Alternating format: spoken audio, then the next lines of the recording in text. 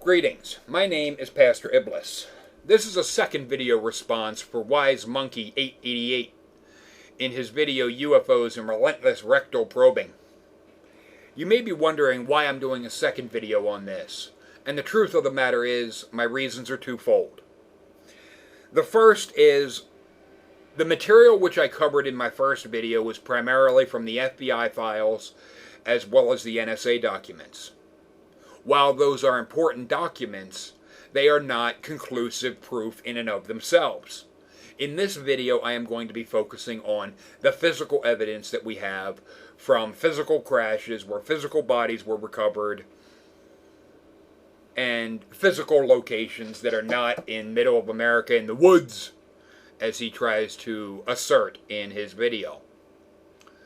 My second reason was pertaining largely to the comments that he left on my channel page. His first one was this, as you see now. Sure, please do make a response. I assure you I will be polite, etc. Have a cool day. I responded on his page with this. I don't expect you to be polite, or even really look at the evidence. Frankly, I would be surprised if you actually took the time to research this subject. There is far more to it than the BS pumped out by the media. Then he came back to my page and left this. Look, you, don't fucking push it, eh? Let me tell you something, Wise fucking Monkey 888. I intend to push it. I am gonna push it real fucking hard. I don't know who the fuck you are, or what the fuck that was supposed to mean, if that's some veiled kind of threat. You can't silence me, man. I am very much aware there are those that want to keep this subject suppressed, that want to make it out to be something of making fun of those that actually look at the evidence and know what the fuck's going on, or have an understanding even of what the fuck is going on. When you come to my page and you leave a comment like, look you, don't fucking push it. Who the fuck are you? Who the fuck do you think you are to try and tell me not to push it? I'm gonna push it hard. I'm gonna push it down your fucking throat. I don't use the term debunked because those that use the term debunked have their own agenda. They can say, I see no evidence, like he said in his first comment to what I had said on his video. I see no proof. I'm sorry, do you have evidence? There is a mountain of evidence. These people that want to use the term, oh, I debunked that. You can say you see no proof because when it's showed to you, you close your eyes and go, what? I don't see it. I can't see it. As if that means it's not there. You closing your eyes to something or refusing to look at it doesn't mean it doesn't exist. Now you're going to hear him ask something, and I had this in my last video, but I didn't address this aspect of it. Of somebody that is kidnapped by another species, more advanced, why wouldn't they commit theft from a more advanced species? But here he is. There is a tangible item. I don't know, some new alloy or some device that doesn't resemble some sort of vibrator or something. Where are they? Did you not manage to snatch one of these penetrating implements whilst you were on board one of these vessels? I'm not going to spend a whole lot of time on this because this is so fucking moronic, but it really makes me wonder what he is fucking thinking. To my knowledge, nobody that has ever claimed to be abducted has ever said they were abducted and left alone in an area to wander around and look to see what cool stuff they could steal. Not to mention, where would you put it?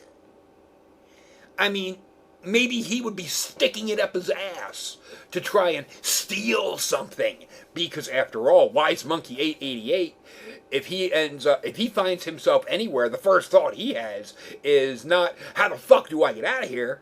Or how the fuck do I get away from these people? But what can I steal from them?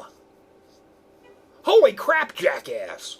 You're playing right into the religious jackoff's hand. What can I steal? You moron. Unidentified flying objects. And not even unidentified flying objects of a particular kind, in the sense that it's something that the individuals viewing these phenomena, etc., are ultimately, I suppose, happy to leave, I suppose, the phenomena as being unexplained, but rather, I suppose, individuals who are absolutely determined that UFOs visit us here. Alien spacecraft. Alien. I'll say it again. Alien spacecraft. I will not deny that some will look at the UFO subject and the alien subject and cling to it, much like the religious, the theists, cling to their personal God idea and their Jesus returning idea. However, this is not the case for everybody. And this does not mean by any stretch of the imagination that the subject is not real just because you have people that don't want answers. There are a large number of people that actually do want answers. I'm one of them. I have spent over 20 years researching, studying, chasing down different rabbit holes to see what is real versus what is, in a sense, pure bullshit. I have come across some very wild ideas. However, to me, they are still in the hypothesis stage. They're not even at the theory point, because I look more from the scientific standpoint of, in order for something to be a theory, there has to be facts and evidence to support it. And there are some that want to assert, like David Icke, that there are shape-shifting reptilians. I'm not so sure about that, because there is a massive lack of evidence regarding that claim. The idea of, are there aliens that have been here on our planet? The evidence is overwhelming. In fact, the History Channel has a TV series that they produce called Ancient Aliens that goes into this subject itself. And typically, I don't trust what the media puts out on face value, but a lot of what has been mentioned in that program that I've seen matches information that I've come across over the years. So it's one, I look at that as it's a good thing that that is on a national type of television, because it can get this idea presented to people that would otherwise not even look into the subject. Because there are a large number of people, you may be one of them, that if something is not on mainstream media or a cable TV network, they're not going to even consider the idea. These type of people are the ones that are more prone to leave something unknown, unexplained, and so forth, so they can cling to whatever belief system it is that they have at the time.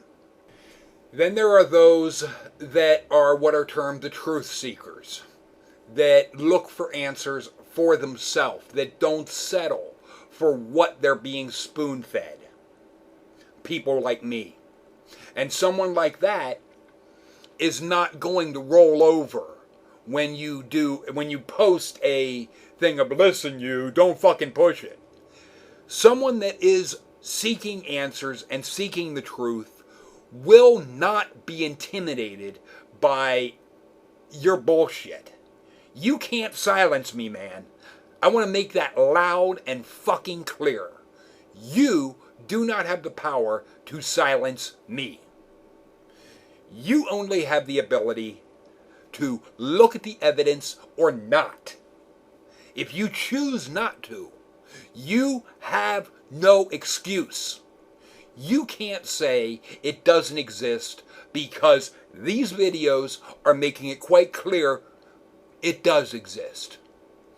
You might not want to see it. You might want to act like it's not real. But that is you wanting to push your agenda. It does not mean that these things aren't real. There's also the aspect when it comes to the ancient world. There's a lot of things that don't add up as far as the evolution aspect. Like the aspect of how Homo sapiens came about pretty much during an ice age. Seems like a pretty strange time for life to evolve, and poof, here we are. There's also the fact the ancient Sumerians, the oldest culture we have record of, have over 100 firsts. And not just 100 firsts, it's a very complex social structure, laws, mathematics, which we still utilize today, a detailed knowledge of the solar system, which NASA only confirmed, I think it was as late as the 18th century, with the discovery of Pluto, even though we've downgraded it from a planet and so forth, be that as it may.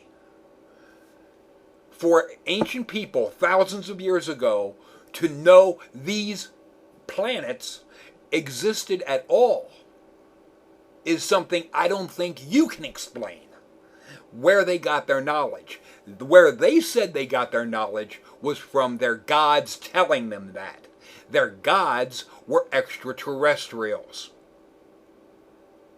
The fact of the matter is, we have things like Stonehenge, the pyramids in Egypt, the statues on Easter Island, the Nazca lines in Peru, all of which we don't have an explanation as to how or why these things were constructed. But yet you would want to make it seem like there is no, aliens have never been here, that that's a wild, crazy idea.